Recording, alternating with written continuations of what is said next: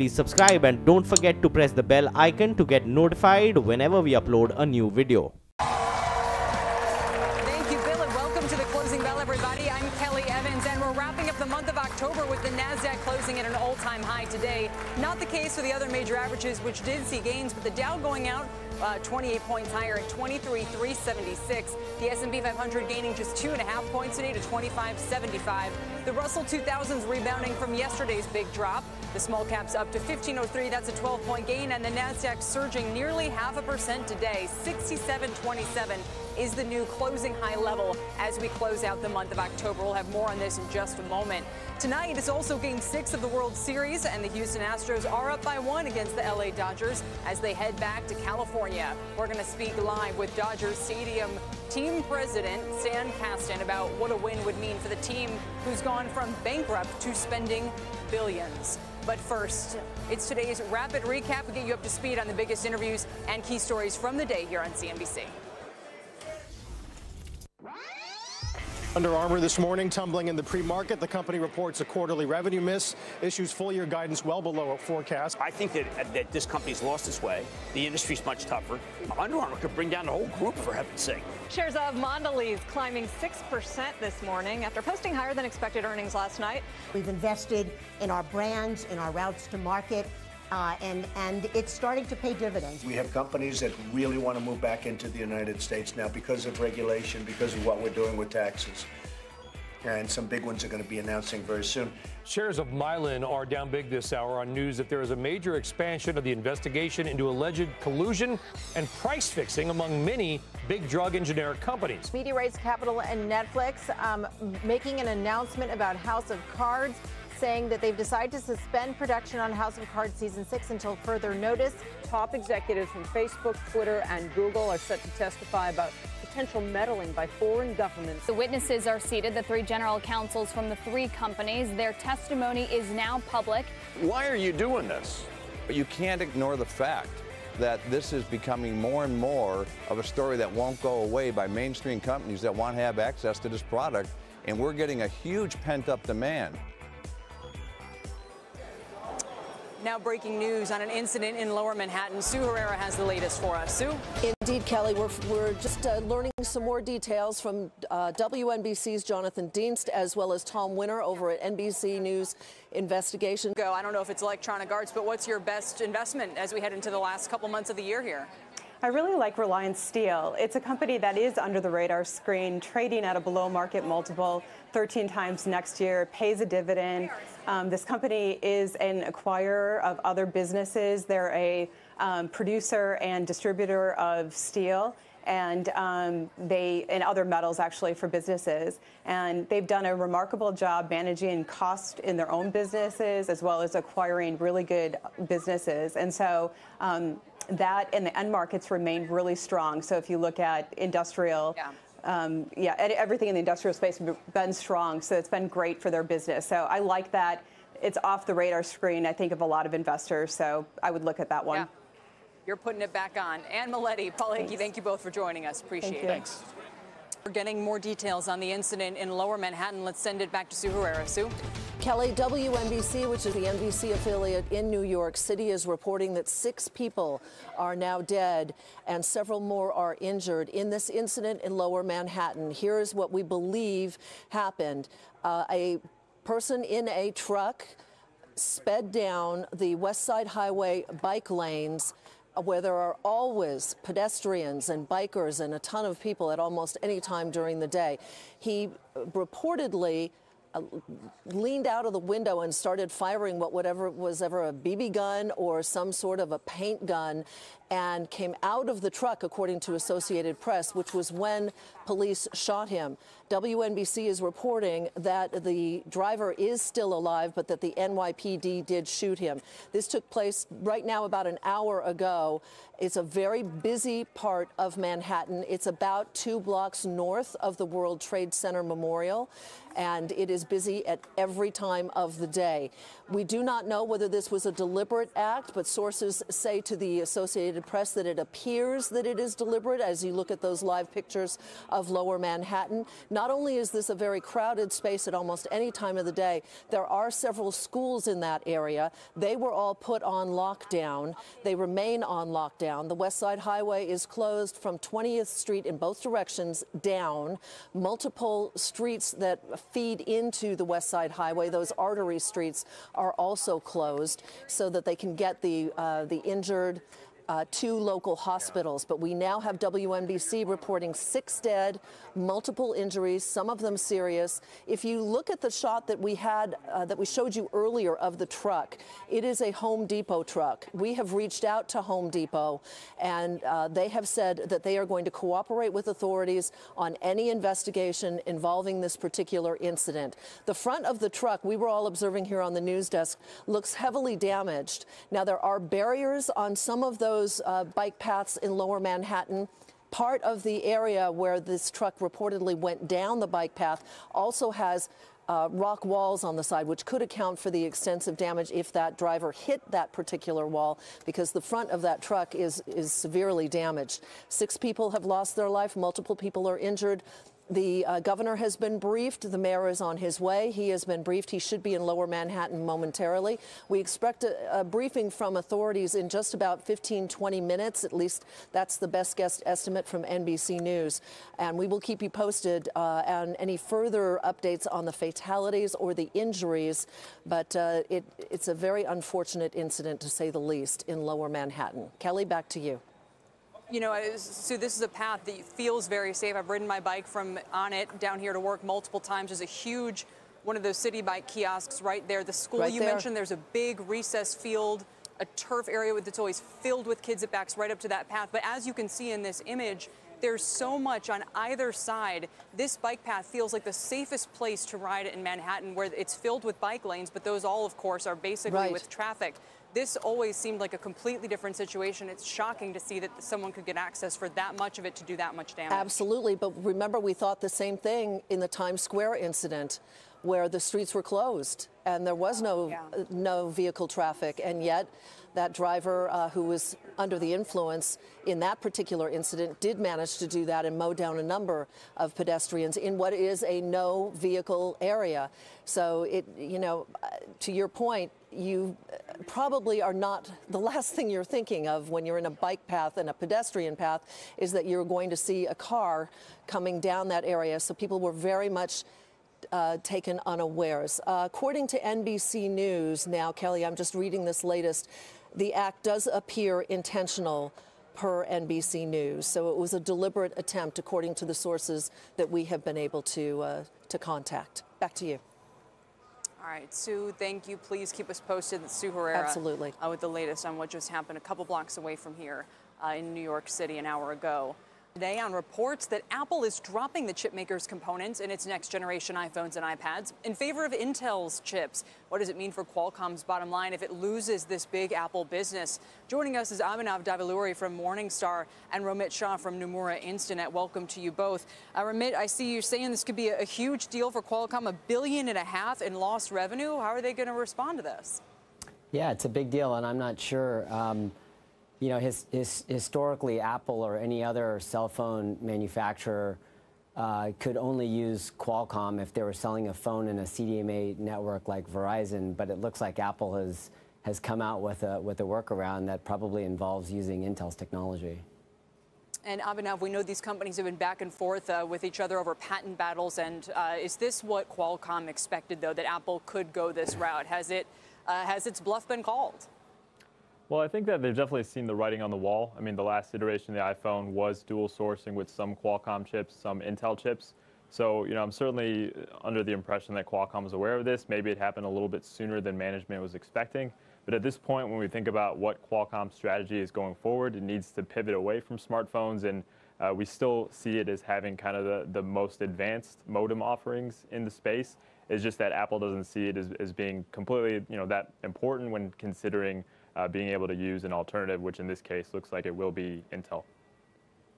Roman, you mentioned that, historically, if you were in the CDMA network, you pretty much had to use Qualcomm. So if Apple has just kind of figured out a way to do this with Intel, does it just mean more broadly that the technology is moving away from Qualcomm's strength and is smartphone something of a kind of a wasting franchise for Qualcomm at this point?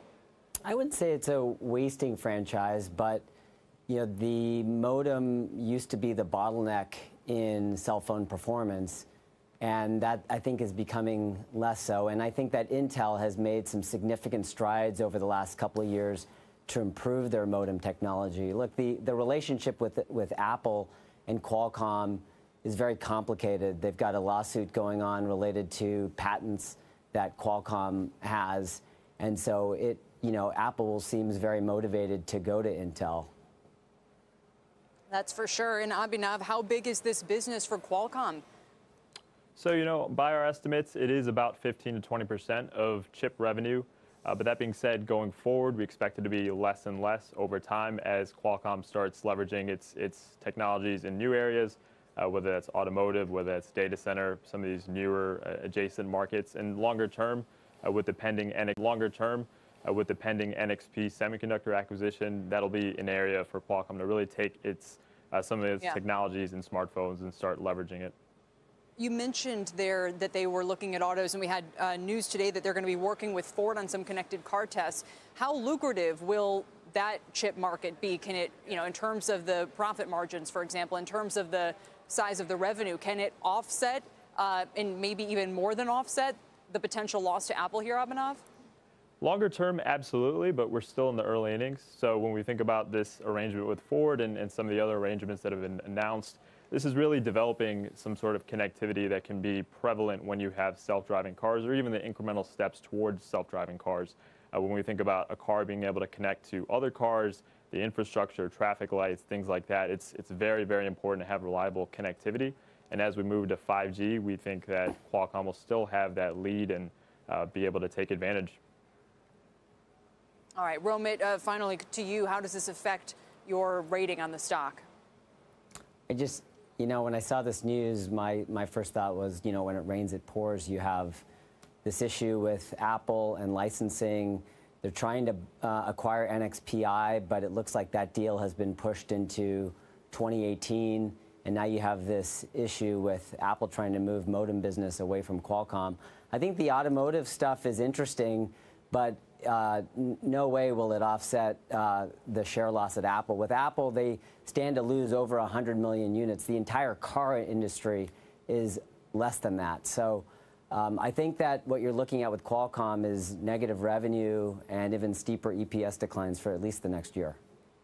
All right, we'll see what happens from here. Thank you both, Romit Shah and Abhinav Davuluri. House Speaker Paul Ryan meeting with President Trump on the Hill earlier today to talk tax reform, as the president said he wants it done by Thanksgiving. Ilan Moy has the latest. Ilan? Kelly, two sources who have been briefed on the Republican tax plan are telling me that there will be no phase-in of the corporate tax rate. There had been some potential discussion of having that corporate tax rate phase in over 4 to 5 years. Now I'm hearing that that will not be included in the Republicans' plan that will be released tomorrow. And it has been a full court press here as lawmakers hammer out the final details of that plan. House Speaker Paul Ryan, as you mentioned, was meeting with President Trump earlier today. He was talking about the legislative timeline for getting this done by Thanksgiving in the House, and then he came back to Capitol Hill and met with conservative leaders, and he told them that he had a thumbs up from the president. I just came from a meeting with the president.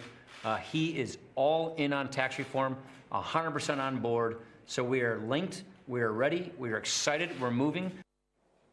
Now, the GOP is still trying to find some consensus within its own party, though, on some key issues. In addition to the corporate rate, there's some members who are concerned about the impact of the state and local tax deduction. The current proposal is to get rid of the income tax deduction, but keep the deduction for property taxes. Meanwhile, over in the Senate, Susan Collins has laid out her requirements for supporting any tax bill, and that includes no repeal of the estate tax as well as no tax cut for millionaires. I also talked to Senator John Thune, who's a member of Republican leadership in the Senate, about his views of phasing in the corporate tax rate. Guys, he said that he is not personally in favor of it, but in the Senate, he's not taking it off the table. Back over to you. All right, Elon, and it sounds, by the way, like they're really going to announce this thing tomorrow? They're really going to announce it tomorrow. As far as we know, things can still change at the last minute, but there is a plan for a rollout. All right. I'm Elon, counting thank down, you very Kelly. much. Yeah, I bet you are. We are too. Elon Moy in Washington. Let's send it over to Seema Modi here for an earnings alert on 3D Systems. Seema? Hey, Kelly, and check out the stock. Shares of 3D Systems moving lower. This is, of course, the company that specializes in 3D printing, reporting a loss of 20 cents, a 20-cent adjusted loss for the third quarter. That came in well below estimates. The estimate was for 12 cents. Sales came in at $152.9 million. That also came in below street expectations. When it pertains to guidance, the company saying predictability has been difficult in this environment, and therefore management believes it is prudent to withdraw guidance at this time. Shares, you can see, are down 16.8%, nearly 17% here in after-hours trade. Another mover here that I want to point our attention to is Envision Health. It provides physician-led outsourced medical services. That company also reporting disappointing earnings of 73 cents adjusted versus the expectation of 88 cents. Some interesting commentary here. It's reviewing strategic alternatives, saying, quote, all options are on the table. Also worth pointing out, Envision's operations were disrupted by Hurricane Harvey and Irma during the third quarter of 2017. Kelly? All right, two big movers to the downside. Seema, thank you very much. Seema Modi. We have an update on the incident in Lower Manhattan now with Sue Herrera. Sue? Kelly, thank you very much. The death toll now stands at 6. The injury toll could be as high as 15. WNBC reporting that authorities are treating this as a suspected act of terrorism. Here's the timeline of what happened this afternoon. A vehicle entered the West Street pedestrian bike path just a few blocks north of Chambers Street. And for those of you who have not been in that part of Manhattan, it's about 2.5 blocks north of the World Trade Center. It is an extremely busy area of New York City, and because it is narrow, it is always very crowded. The vehicle went down the bike path. It struck multiple people on the path. There are, as I mentioned, 6 fatalities, a number of people injured, perhaps as many as 15. The vehicle continued south, striking another vehicle. That is why the picture, when you see it, of the front of the Home Depot rental truck is so damaged because it ran into either a bus or another vehicle. The suspect exited the vehicle displaying imitation firearms and was shot by the NYPD. The suspect is in custody, alive. We do not know the status of his injuries. They will have a briefing at 5:15 with the mayor. The governor has been informed. We do have video taken earlier that we're going to roll right now, and it is of the suspect in this situation who exited the vehicle. That is the suspect. He's running across the West Side Highway. You'll see other cars. You see those cars stopped. When this video zooms in, you will see he is holding in his hands what... From Facebook, Twitter, and Google taking to the Hill today for the first round of congressional hearings on how Russia used their platforms to meddle in last year's election. Kayla Tausche joins us from Capitol Hill with the latest. Kayla? Hey, Kelly, the summation of what we've heard so far from executives from Facebook, Twitter, and Google is basically an exercise in the limitations of all of these platforms. We heard executives say that they could not sort or track issues-based ads, despite the fact that they could track ads bought for or by a specific candidate on Facebook. We heard Twitter and Google talking about how imperfect their information is about the end customer who is purchasing the ads, saying that they don't have linear information, that their platforms don't allow them that information about exactly who and where those purchases are coming from. Here's a particular exchange from the ranking Democrat Sheldon Whitehouse and the acting general counsel of Twitter. You admit that if you trace it all the way back to an American corporation, let's call it Americans for Puppies and Prosperity, and it's actually a shell corporation, and you don't know who's behind it. It could be Vladimir Putin. It could be a big, powerful American special interest. It could be the North Koreans or the Iranians. You need to be able to penetrate the obscurity of the shell corporation, correct? We're working on the best approach to getting to know the clients and getting to know who's behind the entities that are signing up for advertising. So it's still a work in progress, getting to know the client, getting to know who's purchasing the advertising. Twitter also saying that they estimate that 5% of the platform's accounts are fake, but that the company's policy of letting users sign up anonymously inhibits their ability to actually figure out whether that is true. Facebook in particular put a specific point on what they are doing and how many people they are hiring to combat this issue. The general counsel said that they have about 10,000 people at present currently working on their safety and security team, and that they're looking to double that by the end of next year. That is a costly proposition, but one that is likely, Kelly, to placate lawmakers here on the Hill. At least that's what they're hoping. Kayla, thank you very much. Kayla Tausche. More details on the deadly incident in Lower Manhattan when we come right back. Stay with us on Close. An update on the incident in Lower Manhattan now. Sue Herrera has those details. Sue? Kelly, thank you very much. We still have a death toll of 3 and an injury toll of at least 15. We now know that authorities are investigating this situation in Lower Manhattan as an act of terror. WNBC is reporting that as that truck went down the West Side Highway bike and pedestrian lanes, mowing down people and bikers in its path, according to sources anyway, they tell WNBC that the truck crashed deliberately into a school bus that was carrying at least 3 children. The condition of the children on that bus, not yet known. The mayor and the governor are on site. We basically know that this suspect got out of the truck, and we showed you that video earlier, ran across the West Side Highway after mowing down multiple bikers and pedestrians and hitting the school bus. He fled the truck, brandishing what authorities are calling imitation weapons. They now know they were imitation, but at the time they did not. And he was holding them in plain sight as he ran across the West Side Highway. They shot him. His condition is unknown, but he is alive. We do not have a name. We do not have any other information on him. We have a briefing coming up in just about half an hour. Basically, there are several schools in the area. One is a high school, one is a grammar school. We do not have any information on whether they have lifted the lockdown yet. Both of those schools are on lockdown. The West Side Highway is closed in both directions from 20th Street south, and I expect it will stay closed for some time as they continue to work this accident scene. And basically, it is now a murder scene because we do have 6 people dead, at least 15 injured. Those injuries, some of them are reportedly quite severe, so that death toll may change. Totally. It was a deliberate act, according to authorities. They are investigating it as an act of terror, and an area of Manhattan that is always crowded, always busy, and presumably safe because it is a bike and pedestrian path, certainly was not today. Kelly, back to you. All right, Sue, thank you. Sue Herrera. Let's bring in Tom Ruskin. He's former New York City police detective investigator, and he joins us now by phone. We really appreciate it. Detective, what's going through your mind as you hear the latest on what just unfolded?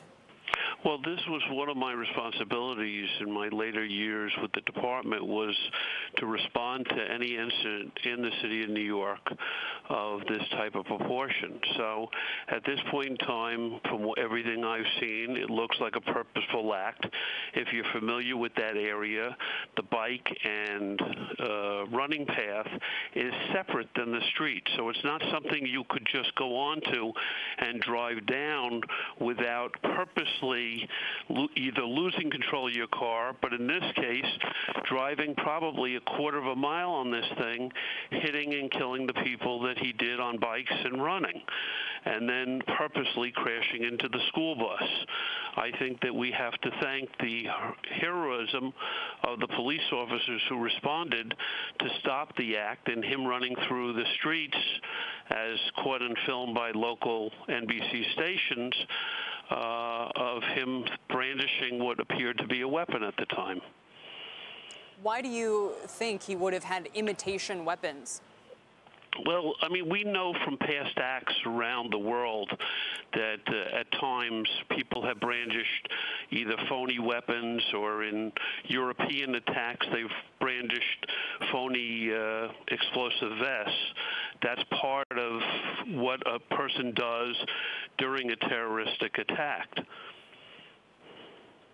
And you use the term terrorist attack. I mean, it does look like a deliberate act, as you said, a purposeful act, and by almost any definition, a terrorist attack with multiple deaths, multiple reported injuries here.